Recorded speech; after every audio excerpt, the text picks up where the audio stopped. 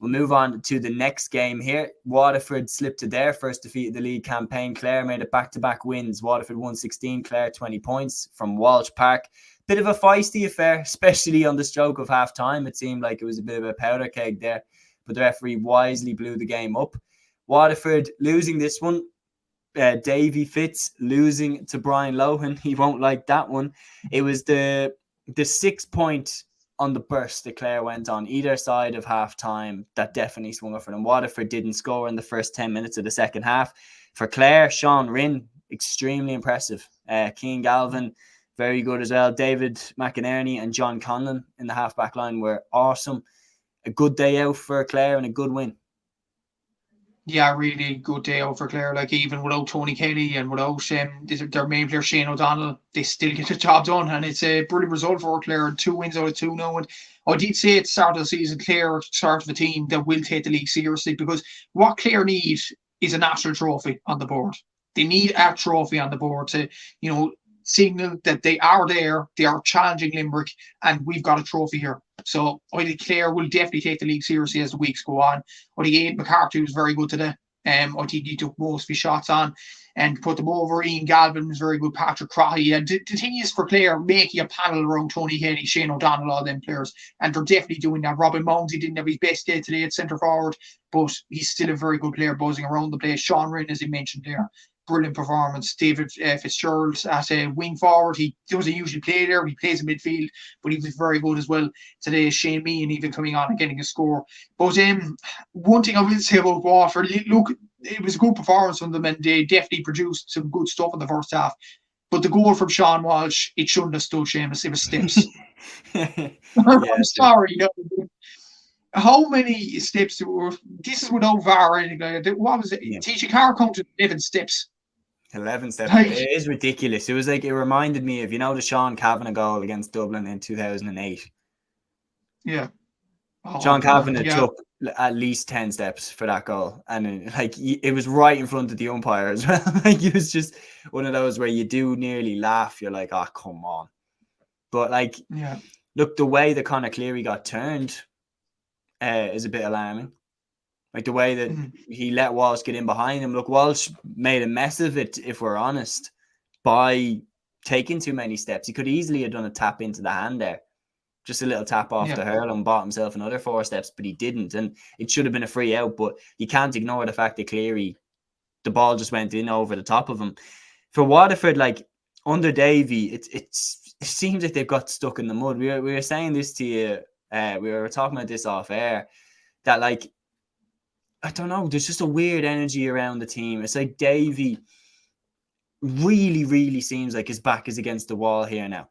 Because if it implodes at Waterford, I don't really know where he goes from this point on. As in, I think if it goes wrong for him with Waterford, I actually don't know if I'd be confident to say that he'll get another Liam McCarthy job in the next 5 years. Maybe a Dublin or something like that, but I wouldn't be 100% confident to say that. So it feels like his back is really against the wall at Waterford, and that comes across in how fired up his players were.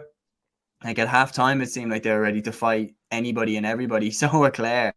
But do you kind of get what I'm saying?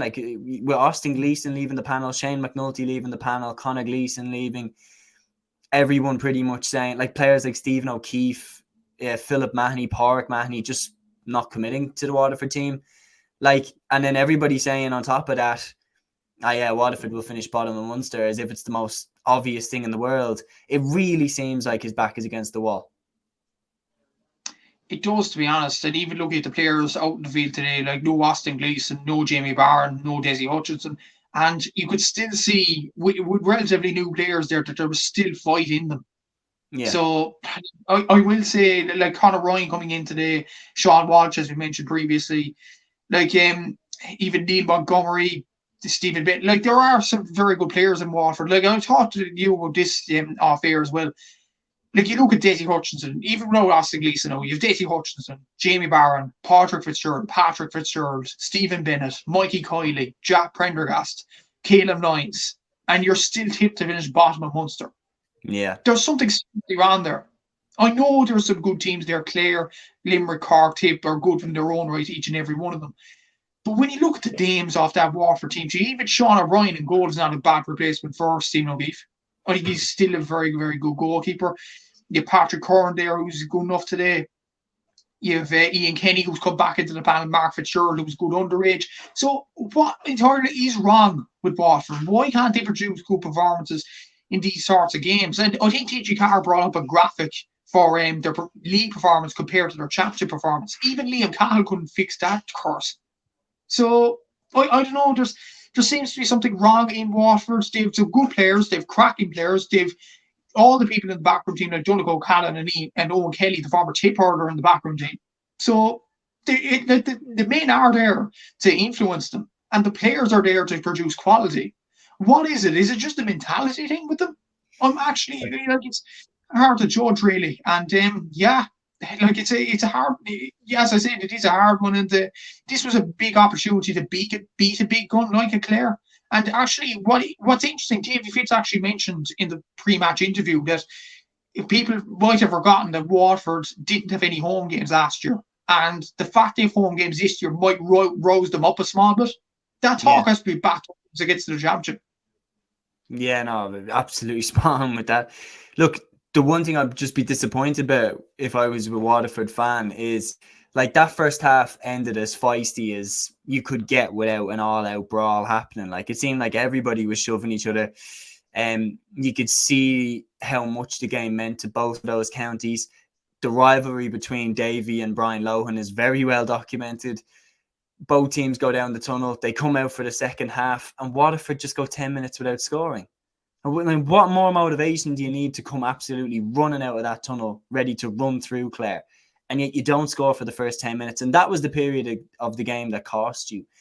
So, look, for Davy, he will need to pick up wins. I think the Cork game is a real tricky one because Cork are going to need that win. And Cork have shown, incredible forward potential. Like Connolly Hand's form, Patrick Horgan is on fire right now. Like it's going to be a difficult game for Waterford going into that one. And to wrap up on those two games, Waterford and Cork, who do you think is best placed going into that game between the two? Just as a matter of interest, Seamus, who's at home in that? I actually don't know. To be completely off the top of my head, I don't. I'll look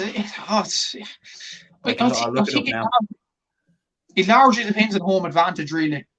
I would say if it's in Walsh Park, Waterford have a serious chance of winning that game.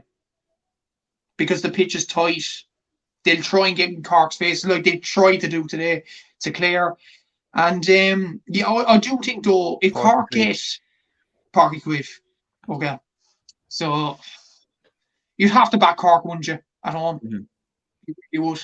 I'd back Cork to win that game, and especially if they get the likes of Fitzgibbon, Joyce, Connolly back at the team, I think Cork should win that game. And one thing as well, Seamus, just so you don't get into trouble, it's super value Páirc Keith now.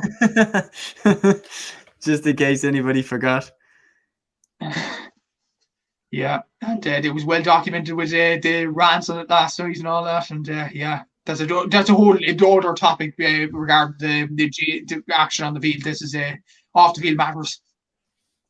That's it. Yeah, no, I would agree with you. I think Cork are probably better placed to go and win that game. Waterford need big responses in the championship in 2024. They really, really do. And to get that interest back, because I remember we were saying this off air, 2 years ago, Waterford hurling felt like it was on a rocket ship. Like, I mean, All-Ireland contenders, direct All-Ireland contenders. Like people were saying when Limerick beat Waterford in Munster, I remember people being like 1-0 Limerick.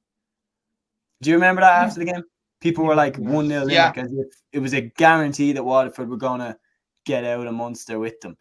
And then they just didn't turn up in the other games of that Munster Championship campaign, and it all fell apart under Cahill. Cahill went off to Tipperary, and I cannot believe that they've hired Owen Kelly. Like, I'm sorry, but like, do you want it to happen again? Who's Liam Cahill? If Liam Cahill wants a coach who's a legendary Tipperary hurler, Owen Kelly's got to be top 3 that he would think to hire. Oh, just go get work experience with Waterford. Like, come on.